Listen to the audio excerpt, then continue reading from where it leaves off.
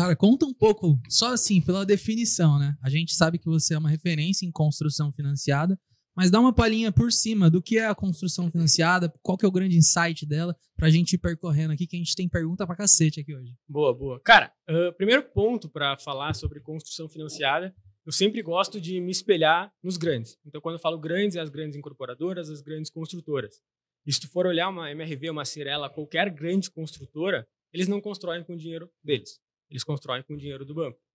E daí muitas pessoas, pessoa física comum que vai construir sua casa ali para morar, o cara vai lá e acha que tem que construir tudo com o dinheiro dele. Só que, na verdade, não precisa ser assim e não é a forma mais inteligente sendo assim. Então, a construção financiada é basicamente uma modalidade de financiamento que permite aí que a gente consiga financiar até 80% do valor do imóvel, englobando aí terreno mais construção, se for o caso. E o grande ponto da construção financiada é o fácil acesso, né? É um financiamento para pessoas físicas, ou seja, qualquer pessoa tenha nome limpo, renda comprovada, está apta aí a construir uma casa financiada. E a gente sempre achava que só dá pra comprar financiado imóvel pronto, né? Que é o mais comum. A galera nunca imaginava que não, consigo financiar um imóvel construindo ele da mesma forma que eu compro um pronto. Eu também não sei como é que é a cultura lá no Rio Grande do Sul, se o pessoal tem isso de comprar na planta, é o melhor investimento, como é que é? Tem sim. O pessoal nem imagina, né, na real, que dá para construir casas financiadas. Então, o cara quer, de fato, se mudar, adquirir ali uma casa. O que o cara pensa? Ou vou pegar uma casa pronta, aí sim vou fazer um financiamento de um imóvel pronto, imóvel usado, ou então vou juntar todo o meu dinheiro para construir uma casa. E o grande segredo é não fazer nenhum nem outro. É construir com financiamento. Porque essa mesma casa que o cara está comprando aí financiado, essa casa depois de pronta valoriza. Ou seja, ele está pagando um financiamento quase pelo dobro do valor da casa. Enquanto que se ele construísse essa casa com financiamento, ele ia economizar muito dinheiro, né?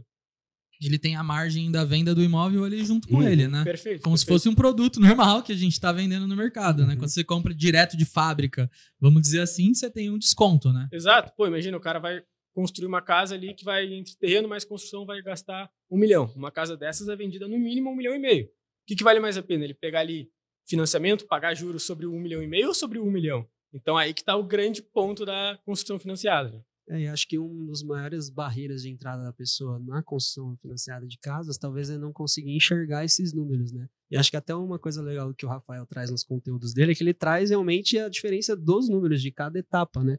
Como é que é esse processo de construção? Como que você pode dar uma clareada pro pessoal? Eu tô começando agora e eu preciso ter essa visão dos custos. O que eu considero basicamente nisso para poder tirar esse medo da construção financiada? Boa. O primeiro ponto é entender que construir uma casa sempre vai ser mais barato do que comprar aquela casa pronta. É só pensar o raciocínio lógico básico. Se tem alguém vendendo, essa pessoa não está vendendo para sair no 0 a 0. Tem um lucro ali incluído nisso. Então esse é o primeiro ponto.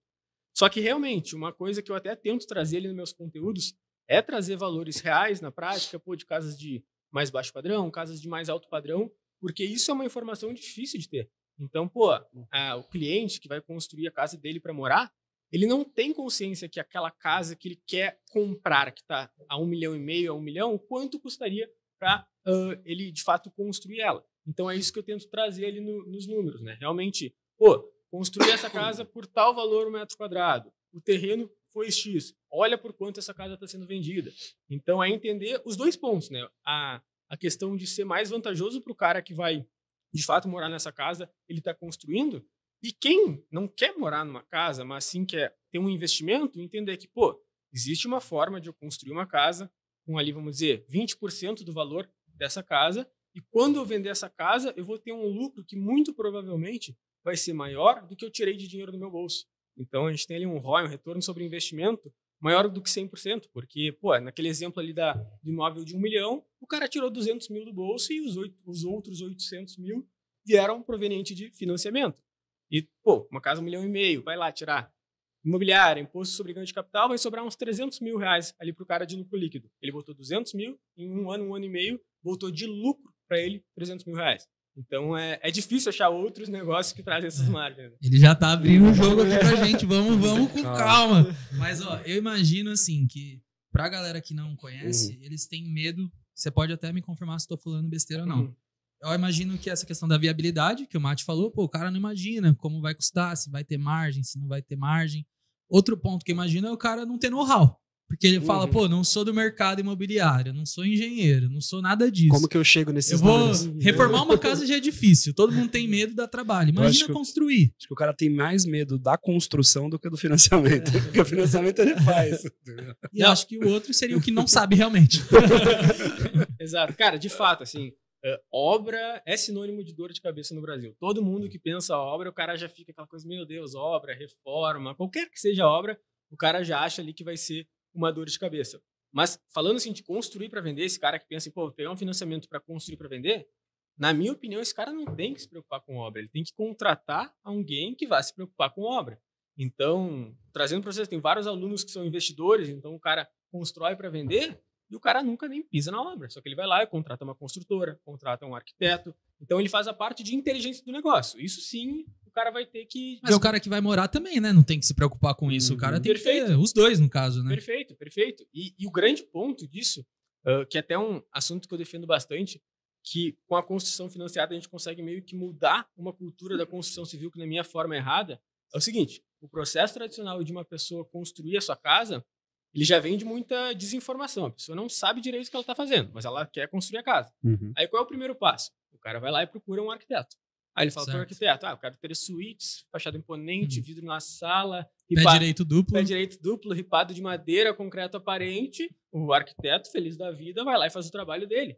Só que esse cara não tem noção do custo da construção. E muitas vezes acontece, e eu acho que é um dos motivos de muitas obras estarem paradas, é porque às vezes a pessoa tem um projeto lindo, maravilhoso, do jeito que ela sempre sonhou, mas que não é compatível com o orçamento dela.